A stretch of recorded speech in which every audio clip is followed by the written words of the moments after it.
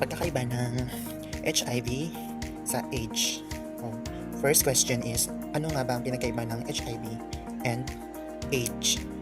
Or identify natin kung ano yung meaning muna ng HIV and AIDS. First, ang meaning ng HIV is Human Immunodeficiency Virus at sa kabila naman sa HI, Acquired Immunodeficiency Syndromes.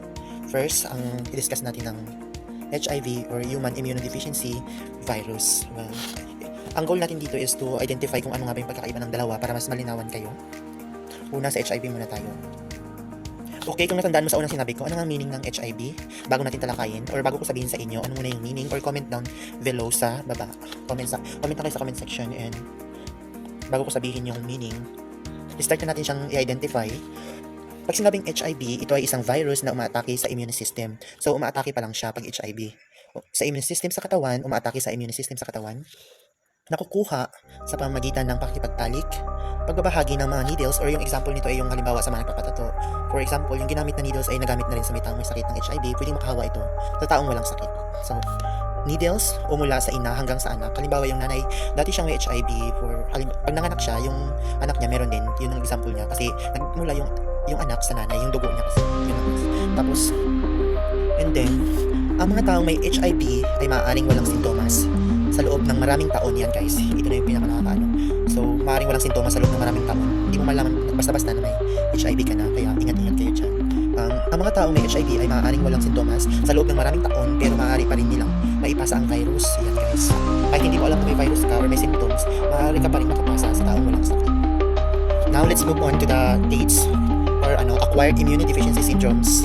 First is, ito ay ang pinakamalalang yugto ng HIV infection. Sa mas madali, ito yung dito na pumapasok yung malalang sakit. Pag yung HIV ay hindi nagamot, pwedeng umabot dito sa AIDS or ito na yung pinakamalalang infection ng HIV or yung tawag ng AIDS. Nagigets niyo ba guys? Nangyayari lamang kapag ang HIV ay nakasira na ng immune system ng tao. So, bago pa maging AIDS yung HIV, kailangan mo nang makasira ng HIV sa katawan ng tao bago siya matawag na AIDS or acquired immunodeficiency syndromes. So, kapag nasira na yung katawan o yung immunodeficiency ng tao, maaaring hindi na ito kalaban sa sakit at magdulot ito ng infection sa loob ng katawan. Yun lang. Tapos, sinasabi din dito guys, ang mga taong may AIDS ay may mga sintomas. Yun daw guys, sinasabi doon na ang taong may sakit or may AIDS ay may mga sintomas. Hindi kagaya doon sa HIV, here muna bago siya malaman, dito naman ay may sintomas na siya, alam na siya. So, sa madaling salita, infected ka na or nasira na yung immunodeficiency mo or yung immune system natin. Yun lang. Tapos, ang maaari mong maramdaman na sintomas sa AIDS ay yung mga infection, yung paulit-ulit na pagbaba ng timbang, yung paulit-ulit na panghihina or yung mga problems sa kalusugan. Yun. Pag meron ka ng AIDS, maaaring magkaroon ka ng mga paulit-ulit na infection sa katawan and pagbaba ng timbang, problema sa kalusugan, mga ganun yung mga Yan guys, take note.